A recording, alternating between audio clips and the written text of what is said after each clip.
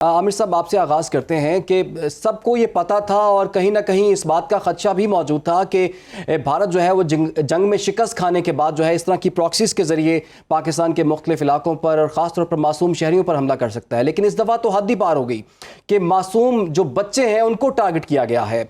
आपके ख्याल में ये हालात किस तरफ जा रहे हैं और पाकिस्तान की इस तमाम तर सूरत हाल में हिकमत अमली अब क्या होनी चाहिए? देखिए, ये चीज इसका खदशा ही सिर्फ नहीं था, ये चीज होनी ही है और आगे भी ये चीज जो है चलती रहेगी। क्योंकि पहले भी भारत हमेशा पाकिस्तान के खिलाफ जितनी प्रॉक्सीज हैं उनको फंडिंग करता रहा है, उनको वेपन्स देता रहा है, उनकी भर्तियां करता रहा है। तो ये चीजें जो हैं आज से नहीं चल रही, ये पिछले कई सालों से जो बलूचिस्तान में हम देख रहे हैं, खैबर पख्तूनख्वा में हम देख रहे हैं, ये भारत जो है हमें इसी तरह से जरब लगाने की कोशिश कर रहा है और करता रहेगा। क्योंकि उसने ये भी देख लिया कि जब उसने एक कन्वेंशनल तरीके से हमें मिलिट्री का कोई वार करने की कोशिश की तो उसको कितना नुकसान हो, कितनी उसको अजीमत उठानी पड़ी है, कितनी उसकी बेइज्जती हुई है दुनिया में। और अब जो मेरा तासुर है और जो मेरी एक एक्सपीरियंस कहता है, क्योंकि ये वो चीज है जो कि भारत को हमेशा से बहुत सूट करती रही है। और भारत के अजीत डोवल साहब ने ये पहले कुछ, जब ये अफगानिस्तान की जंग खत्म हो रही थी, तो उस वक्त भी ये कहा था कि अगर पाकिस्तान ये समझता है कि ये तालिबान उनके साथी हैं तो हमारे पास ज्यादा रिसोर्सेस हैं, हमारे पास ज्यादा पैसा है, और ये वो वल्नरेबल वैली है, पाकिस्तान की बैकयार्ड है, जिसको हम एक्सप्लॉइट करेंगे और इससे पाकिस्तान को नुकसान पहुंचाएंगे। और ये जंग जो है ये बहुत खतरनाक जंग। देखिए, हमारी जानी नुकसान जितना वॉर ऑन टेरर पे हुआ है या टेरर वालों टेररिस्ट अटैक से हुआ है हमारे बलूचिस्तान में और केपी वाले एरिया में, उतना हमने जंगों में इतने लोग जाया नहीं हुए हमारे, और वो भी मासूम शहरी, खास तौर पे बच्चे, खवातीन। तो इस चीज को हमें आगे ना सिर्फ ये कि खुद एहतियात करने की जरूरत है, हमें इंटरनेशनल मीडिया पे ये चीज प्रोजेक्ट करने की जरूरत है कि बीएलए और भारत का जो साथ है, टीटीपी का और भारत का जो साथ है, वो कितना घिनौना साथ है, कितना खतरनाक है, ना सिर्फ पाकिस्तान के लिए बल्कि पूरे रीजन के लिए। और हम देखते हैं कि मतलब इस तरह के अटैक होते हैं तो आपने खुद भी देखा होगा कि इंटरनेशनल मीडिया पे इसकी बहुत ज्यादा प्रोजेक्शन नजर नहीं आती।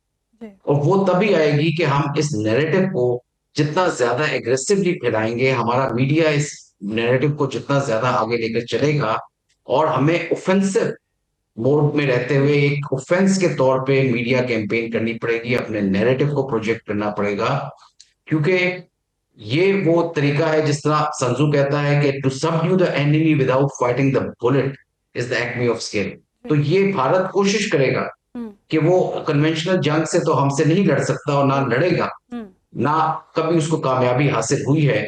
लेकिन ये टेरर के थ्रू जो उसने इस वक्त दुनिया भर में फैलाया हुआ है, टारगेट हम्म। किलिंग, कनाडा में दुनिया को पता है वो करता है, अमेरिकन को मालूम है, यूरोप जी। को मालूम है कि वो स्टेट पॉलिसी जिस तरह आपने यकीनन आमिर कहा साहब, उसके जैसे कि तौर आपने पे कहा, सबको ही टेररिज्म। मालूम है कि भारत पर जंगी जुनून सवार है, भारत ही दहशतगर्दाना हमले भी करवा रहा है। अच्छा आमिर मसूद साहब, जैसे कि आप इससे पहले कह रहे थे कि इस मामले को पूरी दुनिया में उजागर किया जाना चाहिए सबूतों के साथ, और ये काम तो आमिर साहब हम पहले भी कर चुके हैं। जिंदा सबूत हमारे पास कुलभूषण यादव की शक्ल में मौजूद है और बहुत से डोजियर्स भी हम बैन अवी बरादरी को दिखा भी चुके हैं और उस पर मजीद भी काम हो रहा है। तो आप समझते हैं कि ये स्ट्रेटजी जो हमने अपनाई हुई है इसका कोई फ़र्क पड़ेगा, और क्या इससे दहशतगर्दाना हमले जो हैं वो रुक सकते हैं, या भारत अपनी प्रॉक्सीज को पाकिस्तान में इस्तेमाल करने से बाज रह सकता है?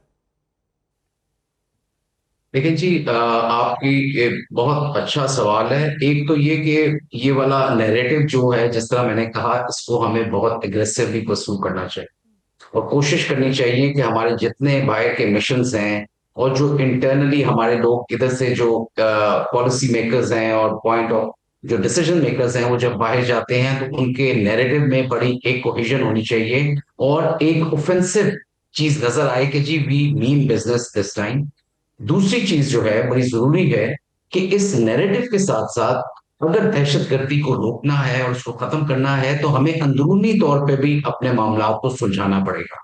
जी। हमें ये देखना पड़ेगा कि टेररिस्ट कौन सी चीजों से, कौन सी कमजोरियों से फायदा उठाता है, कौन से गैप्स हैं, कौन सी हमारी वर्नरेबिलिटीज हैं जिनको वो एक्सपोज करता है और उससे फायदा उठाने की कोशिश करता है। जिस तरह आर्मी चीफ ने भी जिक्र किया था कि गवर्नेंस के इश्यूज की वजह से हम अपना खून दे रहे हैं, और टेररिज्म जो है हमारे बड़े मासूम बच्चों को और बड़े सिविलियंस की जानें ले चुका है।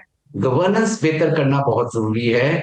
दूसरी चीज जो है कि जो यंग पॉपुलेशन है बलूचिस्तान की, वो क्यों रिक्रूटमेंट की तरफ जा रहे हैं और पहाड़ों की तरफ जा रहे हैं, कौन सी वो सहूलियात हैं मेरिट बेस्ड, या कौन सी वो उनकी जरूरियात जिंदगी हैं जिन्हें पूरा करना स्टेट की जिम्मेदारी बनता है।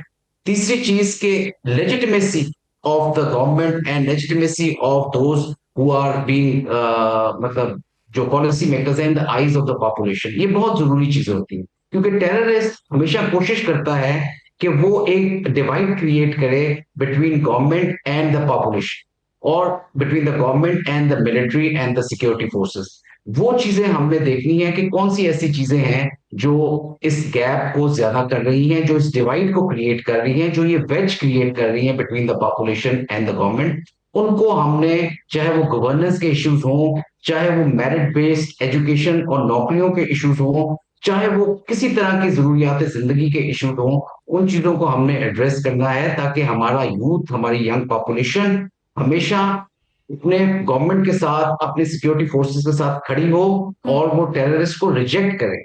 वो हमने कभी मौका नहीं देना टेररिस्ट को कि वो किसी तरह से हमारी इन कमजोरियों का फायदा उठाते हुए पॉपुलेशन को या लोगों को अपनी तरफ रिक्रूट करें, उनको मुसल्ला करें और उनको अपने ही मुल्क और अपनी स्टेट के खिलाफ इस्तेमाल करें। सो ये टू प्रोंग स्ट्रेटजी होगी कि बैरूनी तौर पे हमने किस तरह लड़ना है और अंदरूनी तौर पे हमने किस तरह अपनी कमजोरियों को ब्रिज करना है और उनको खत्म करना है। सही, हमें अंदरूनी और बैरूनी तौर पर लड़ना होगा। बहुत शुक्रिया। Air marshal retired Aamir Masood साहब हमारे साथ मौजूद थे, जबकि ज़ाहिर शाह हमारे साथ मौजूद थे। आप दोनों का बहुत शुक्रिया। और यकीनन भारत जो है उस पर जंगी जुनून सवार है और अब दहशतगर्दी की पॉलिसी अपनाकर पाकिस्तान में दहशतगर्दाना हमलों में मुलव्वस है और पूरी दुनिया देख रही है, पूरी दुनिया जान चुकी है कि भारत दहशतगर्द मुल्क है और इस तरह से दहशतगर्दी फैला रहा है। और शवाहिद भी पेश नहीं कर पाया। जब हमने इस तरह के मौक़ों पर, जब भारत की जानिब से हमला किया गया तो शवाहिद मांगे तो नहीं थे, हमारे पास तो बाकायदा तौर पर शवाहिद भी हैं और आलमी सतह कुछ पे अब बिल्कुल सिर्फ पाकिस्तान ही शवाहिद प्रोवाइड नहीं कर रहा, बल्कि हमने देख लिया अमेरिका में भी ये शवाहिद मौजूद हैं जो कि मंजर-ए-आम पर, कनाडा में आ चुके हैं, यूके में आ चुके हैं और पूरी दुनिया में भारत बतौर रियासत इन दहशतगर्दी की कार्रवाइयों में मुलव्विस रहा है, उनकी एजेंसीज मुलव्विस रही हैं और ये अब मौका आ चुका है कि भारत को दहशतगर्द रियासत जो है वो डिक्लेयर कर दिया जाए। आगे बढ़ते हैं। अब चीन के दारुल-हुकूमत बीजिंग में पाकिस्तान, अफगानिस्तान और चीनी वज़ीर ख़ारजा के दौरान मुलाकात में दहशतगर्दी पर काबू पाने समेत CPEC को अफगानिस्तान तक तौसीह देने पर इत्तफाक हो गया है। चीन के वज़ीर ख़ारजा ने पाकिस्तान की कौमी खुद मुख्तारी और इलाकाई सालमियत के दिफा में पाकिस्तान का साथ देने का ऐलान किया है।